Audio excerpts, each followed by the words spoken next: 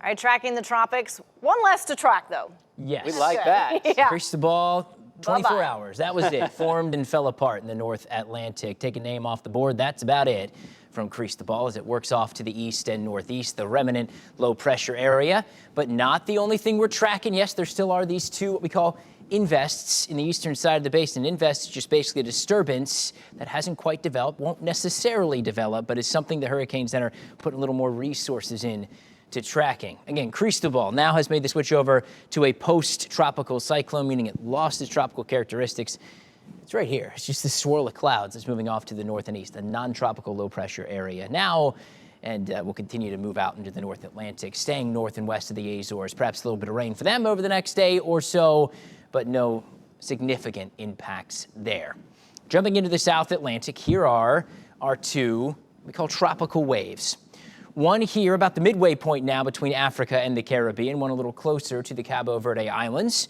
Both you can see a little bit of a turning in the satellite presentation, but neither, at least to me, looking like they're on the verge of becoming a tropical depression or tropical storm just yet. In both cases, development chances elevated. We're talking an 80% development chance with the leading wave, a 50-50 shot with the trailing wave over the next 7 days, both generally working to the west and the northwest, both generally working towards the Caribbean. But both will face plenty of hurdles going forward here too. And while I think there's a good shot both are able to become at least a tropical depression, perhaps a tropical storm, I think significant development is unlikely because of this right here, Saharan dust and a whole lot of it. Dry, stable air that will help to keep a lid on both.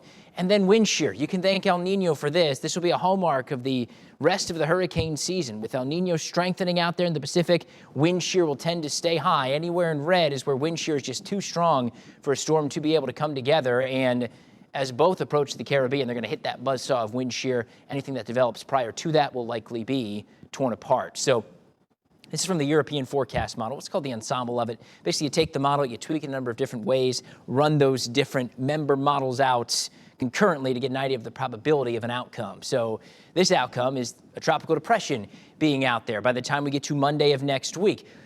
In both cases, yeah, tropical depressions, possible if not likely.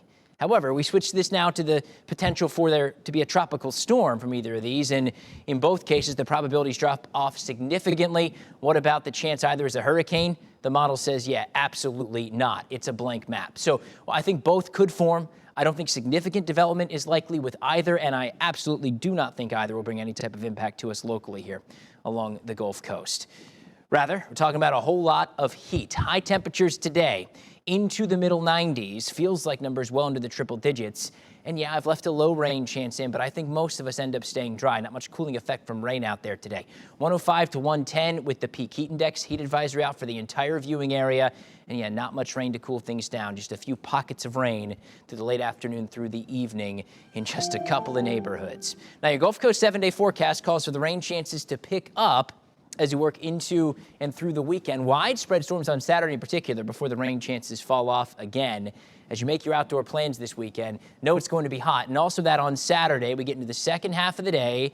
There's 2 and 3 o'clock. Storms start to develop, and they'll spread out. I think most of us, if not all of us, get some decent rain in during the first half of the weekend. That's your Gulf Coast weather. Most accurate forecast.